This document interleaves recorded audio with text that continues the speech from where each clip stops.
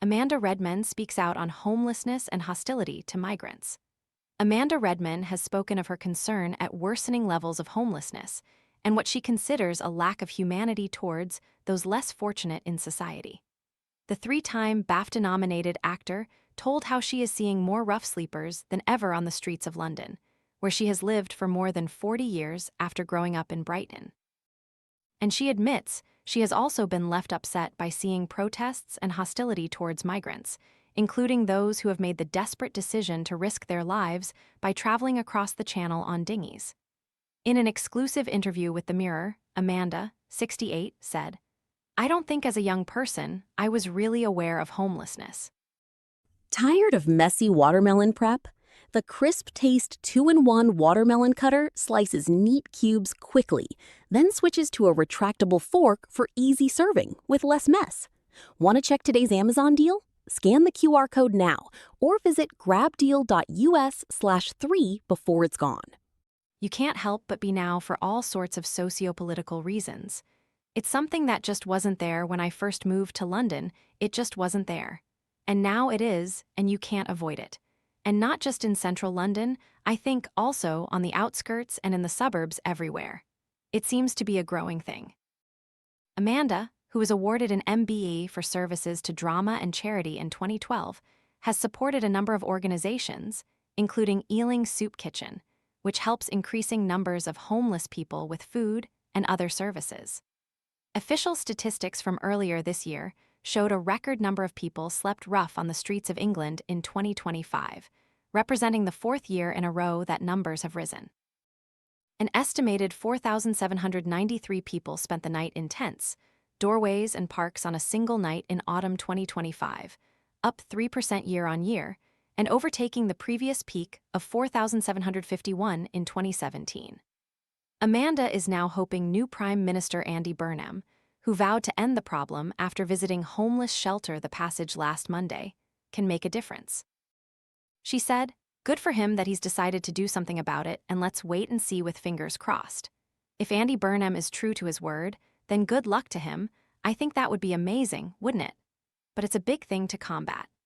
Amanda has previously traveled across the world supporting charities, including the British Red Cross and World Vision, in a bid to bring global attention to vulnerable children and adults, including following natural disasters. Speaking about violent anti-immigration protests against migrants to Britain, including outside hotels, Amanda said, "I think we're in a very bad time at the moment. It saddens me hugely to see the lack of humanity towards people who have lost everything, and in a way that we can't possibly comprehend. You've got to be bloody desperate to do what they do to get somewhere, and who would blame them, you know? It really upsets me." Amanda, who became a grandmother 18 months ago when her daughter Emily gave birth to a little girl called Cora, added, "It must be awful. I mean, there's people with little ones. The idea of my baby granddaughter being put through that is just so horrifying. Awful. I'd like to see people show more humanity." In the end, we're all citizens of the world. Amanda has enjoyed an illustrious career, which has included her playing Diana Dors in The Blonde Bombshell, Dee Dee Dove opposite Ray Winstone in gangster flick Sexy Beast, lottery winner Allison in At Home with the Braithwaites and Lydia Fonseca in The Good Karma Hospital. She remains one of Britain's favorite actors, but is also now trying her hand at directing an immersive Shakespeare production at London's historic Middle Temple. Her production, Walk the Bard, will transform the legal library's hidden gardens into a live theatrical adventure, including 6 curated scenes from Shakespeare's most treasured plays over 3 days next month. The audience will be wearing audio headsets as they move through the gardens, where the actors, including a classic Shakespearean fool, work around them in the venue, said to be where Twelfth Night was first performed in front of Queen Elizabeth I. Amanda said, "I came up with this idea of a promenade around the theme of love, where we have a sort of generic type Shakespearean fool who takes the audience round to different parts of the garden, and then popping out from behind the bushes and behind the trees are the characters and all these different plays.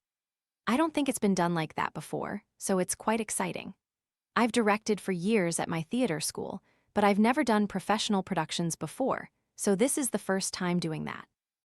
It's a lot of responsibility and a lot of hard work, but I'm thoroughly enjoying myself. What you get back from the audience, the feedback is incredible. You don't get that back from a camera. In theater, things go wrong and you have to deal with that, and audiences often love that actually, because then they really do feel part of it. As well as working, the mom of one, who bravely went public about suffering 9 miscarriages and 2 ectopic pregnancies in her 40s and 50s, is also enjoying being a grandmother, which she says feels very different to being a mom.